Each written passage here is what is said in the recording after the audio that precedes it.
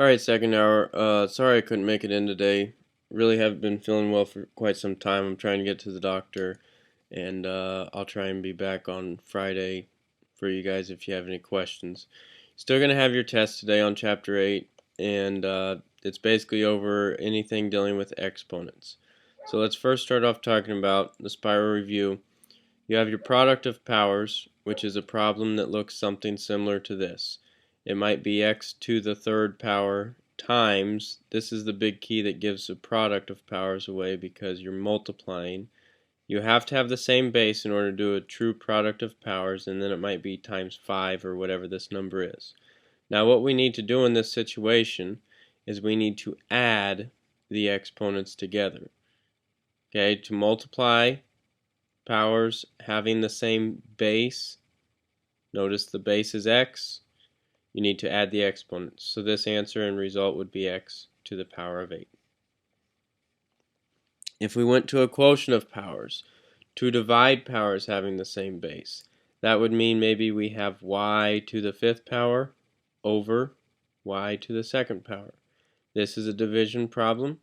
So we're dividing powers that have the same base. Our base number is y, and we need to subtract the exponents here. So when we subtract 5 minus 2, we will get y to the power of 3. In the last one, we have a power of a power. And in a power of a power, you may have multiple numbers inside parentheses, and we need to remember that each of these has an exponent. It's going to be raised to another power, so maybe it'll be 4. Okay?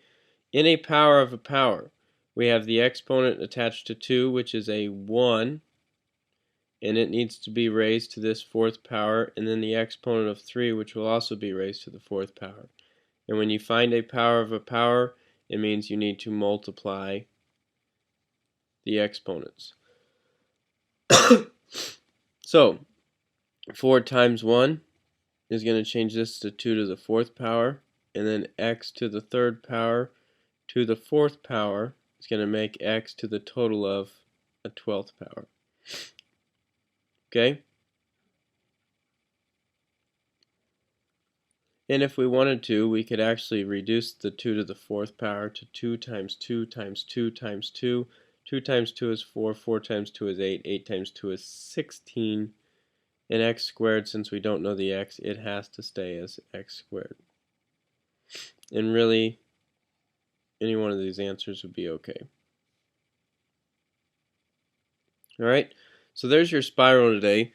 The sub should give you a test information sheet which gives you some help over Chapter 6, Chapter 7, and Chapter 8 because you have questions from all 3 chapters on the test. So let's go ahead and clear this out of the way, and let's go ahead and get this all closed. And I want to talk to you a little bit about negative exponents and zero exponents before you start the test. You guys have done this worksheet in the past, but just as a little bit of review, if you have a negative exponent, what you have to remember is that this whole power is on the top right now of the fraction, and it will have to go to the bottom if it has a negative exponent, because that's actually what is being represented by the negative exponent. So that would be your final answer.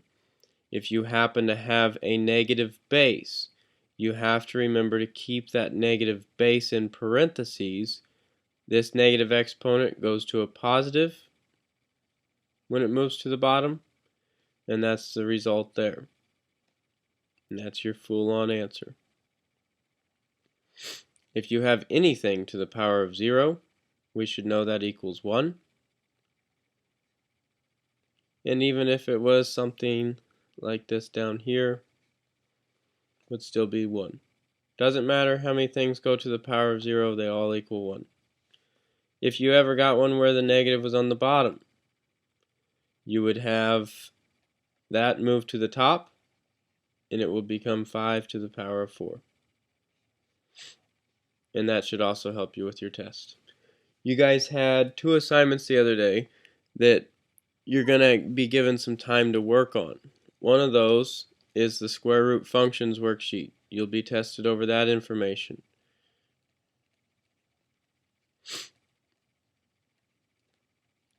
The second of these worksheets should be on lesson 8.5,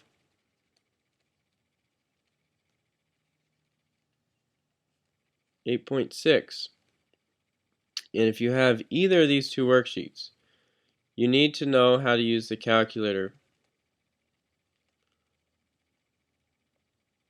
So you'll work in the y equals screen. You will work in the graphing screen. So hopefully you know how to access the graphs from the y equals.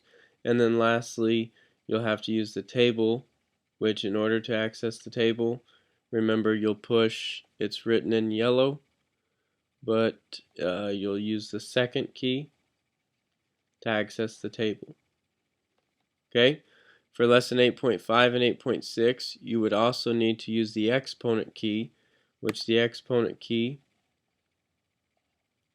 is just above the division sign, and it's called the caret key, and it has a little tint on it. Okay?